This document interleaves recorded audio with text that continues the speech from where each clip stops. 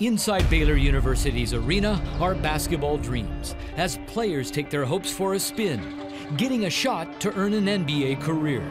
Few come close, even fewer get there. But none can match the journey of 7'1" center, Isaiah Austin. I was the kid that wanted to stay in the gym 5, 6, 7 hours longer than other kids would. The love for the game just flowing through your body, and I just always felt it. I just always wanted to have a basketball in my hand. Isaiah's family moved to Texas. When he arrived in the 8th grade, he was hard to miss. Everybody was hearing that a new 6'8" kid who was scrawny moved to town, and everybody wanted them on their team, and people were coming to watch me. Through high school, crowds grew. Isaiah became a top 5 recruit nationally. Baylor made the best impression, enabling Isaiah to stay in state and close to home. On the court at 7'1", not many people can handle the ball and shoot it like he can. He had a knack for making big shots. Very good shot blocker. He's a great teammate, humble guy, servant guy. He had a determination about him. I'm locked in on one goal, and that's to win and to do whatever I can with my teammates and for my teammates. Isaiah declared for the NBA draft after his freshman season, but changed his mind because of a shoulder injury. As a sophomore, he led the Bears to a mid-season 7th ranking and a Sweet 16 appearance. His visibility grew. Isaiah chose to enter the 2014 draft and intensified his training. Really wasn't listening to all the outside chirps and things like that. Every day I came into the gym, my trainer, he would just tell me every day that I'm becoming a lot better than I was, and that would just fuel me to keep going hard. Isaiah was among the pre-draft buzz, holding court about his basketball future, until an unpredictable bounce suddenly shut it down. Doctors told Isaiah they found symptoms for Maran Syndrome, a disorder that makes the heart susceptible to rupture. Just 5 days before the draft, the diagnosis was confirmed. Isaiah would no longer play competitively. Friends and family broke the news to him. Everybody was there, my coaching staff, my mom, my little brother and sister, girlfriend, pastors, and I just remember seeing one face, and that was my mom's. Face red, eyes swollen, and just tears running down her cheek. And that's when it hit me, and I just asked my mom, I said, is it what I think it is? And as soon as we made eye contact, I broke down. You know, I started crying, and it was the toughest moment I've ever had to hear in my life.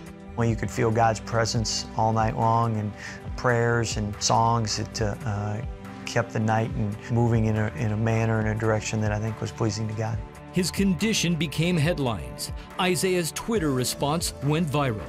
He was invited to the June draft as NBA Commissioner Adam Silver announced a ceremonial pick honoring Isaiah and fulfilling his childhood dream. That with the next pick in the 2014 NBA draft, the NBA selects Isaiah Austin from Baylor University. God will never bring you to anything he can't bring you through. Tough times in my life, but at the same time, he's brought me through. Finding out about Marfans, not only did it save my life, but it changed my life for the better.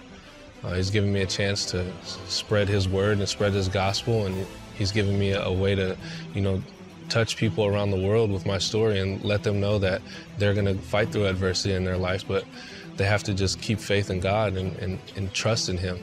Turns out Isaiah's ability to look past hardship has become the biggest play of his career. Ironically, his focused outlook was honed as a teen, while playing his basketball blind in one eye. Warm-ups in one of my 8th grade games, I just went up for a routine dunk, and I came down and just was seeing red, and it was kind of scary, but at the time I thought it was adrenaline, so I didn't really worry about it until the next morning when I woke up and it was still there, and that's when I was rushed in for emergency surgery. It was the first of 4 surgeries on his right eye, the same eye that was struck by a baseball as a 10-year-old. None of the painful procedures restored his eyesight. With altered vision and depth perception, Isaiah learned to adjust his shot. He kept it secret before revealing his visual handicap publicly midway through his college sophomore season. What has the loss of vision provided for you? Confidence and strength. I feel like I wasn't really a confident person. Losing my vision in my eye just made me have to develop a confidence. God putting me through those 4 surgeries just made me a stronger, mentally tougher person, mature enough to handle the news that I received. He was leading me up to this, gain the things that I needed to go through this and to push through this, to show people that, you know, if you trust in him and believe in him, then everything will be all right.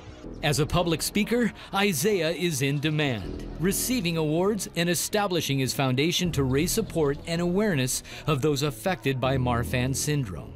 He's back at Baylor as a student, while also serving as manager of Bears basketball. Isaiah is working toward his degree with a job offer from the NBA waiting. When I say life isn't fair and life isn't what you want it to be, then I really mean that, because you're not in control of it. But at the same time, I knew that I trusted his plan from the beginning to lead me through, and I trusted God that he would give me different opportunities in my life to go and be successful in a different manner, in a different way. There's only a few players that can play in the NBA. There's even fewer who are called for something like Isaiah's been called for. Isaiah Austin, Baylor basketball icon, who walks by faith and not by sight, embracing a cross he bears, rebounding in his own life, and now scoring in the lives of others. God is the one for my life. He's done something for me that I don't think basketball ever would have done for me. It wouldn't have changed my heart. I just couldn't be more thankful for the position that I'm in, because him putting me through this fire has brought me to the light, you know, and I know that he's my salvation. I know that at the end of the day, you know, I'm being the servant that he wants me to be.